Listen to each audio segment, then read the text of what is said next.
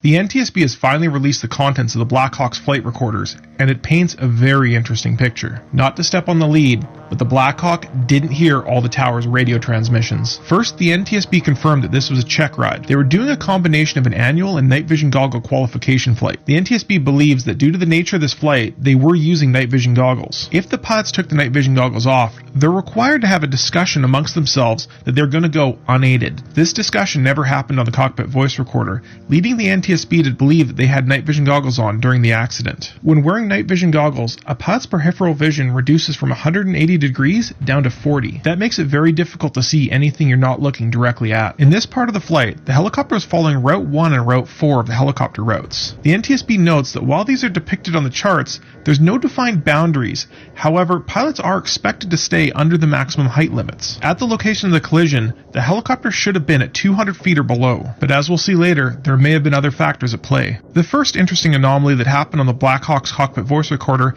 happened at 8:43 and 48 seconds. That's approximately 4 minutes before the crash. The pilot flying said they were at 300 feet, but their instructor said they were at 400. This could indicate that their altimeters were not set correctly or weren't synchronized between the left and right seat. Pilots primarily fly by using their barometric altitude. This works by measuring the air pressure around the aircraft to determine the plane's altitude. But in the real world, the barometric pressure can change, so pilots use an adjustment on their altimeter to correct for that. But if the pilot and the instructor had adjusted their altimeters incorrectly, they might have believed that they were at different altitudes than they were, or might have had a different view between the left and the right seat. The NTSB noted that there was never a discussion of these altitude discrepancies. They also noted that they weren't releasing granular altitude data at this time, as they found other discrepancies in the recordings. However, they did note that the Blackhawk's radio altimeter did provide an accurate source of data. Another thing the NTSB couldn't do was cross-reference that data with GPS information, as the GPS information was not recorded on the flight data recorder. About 2 minutes later, the instructor noted that they were flying at about 300 feet.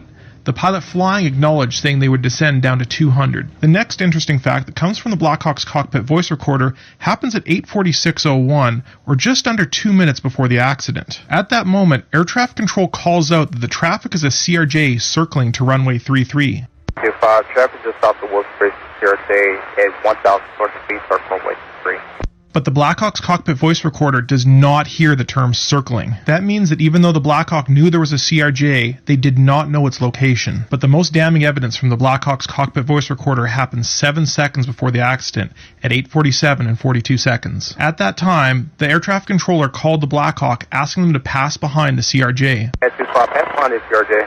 But the Blackhawk pilots keyed their mic before the transmission was done, blanking out the portion that said pass behind. Once again, they missed that crucial location information. Aircraft, including the CRJ and Blackhawk in this accident, use VHF transmissions to communicate between other aircraft and the ground. These radios use amplitude modulation. That's the same modulation used in AM radios in your car. This has the benefit of working over very long distances, but at the expense of clarity and readability. This also has the downside that only one person can be transmitting on the same frequency at any given time. Modern digital radios, like those found in many police forces, offer a very similar range but with dramatically increased clarity. Many also allow multiple stations to be transmitting at the same time. But we don't use those in aviation for fear of breaking backwards compatibility. The instructor then replied to the air traffic control, saying that the traffic was in sight and requested visual separation. Aircraft in sight, press separation.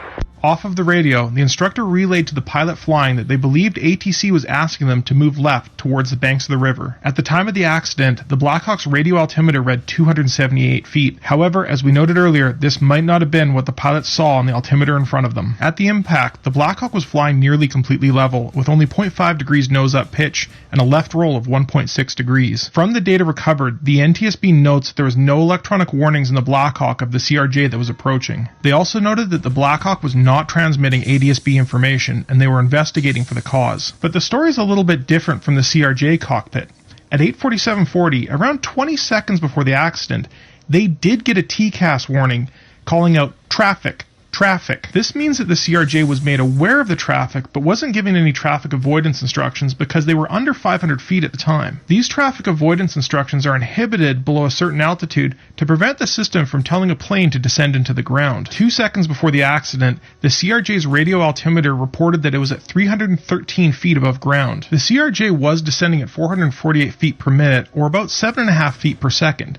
But this does still leave about a 25-foot discrepancy between the two radio altimeters. Most terrifying in the CRJ data is that the pilots commanded strong control inputs, indicating they saw the accident coming. At the time of the accident, the CRJ was at a 9-degree nose-up attitude and rolled 11 degrees to the left. The elevator on the CRJ was almost at its maximum nose-up position. The pilots did everything they could to avoid it. The NTSB noted that they're going to be performing simulations, like the ones I do on this channel, to see what the Blackhawk pilots may or may not have seen. They did note that the Blackhawk was equipped with an ADS-B transmitter, but they don't know if it was turned off or if it was otherwise broken. They still have a lot of work to do, but this data sheds a lot of light on the accident. An AI-driven exploit in a Blackhawk helicopter's avionics could manipulate sensor data to mislead the pilot about their actual altitude or position.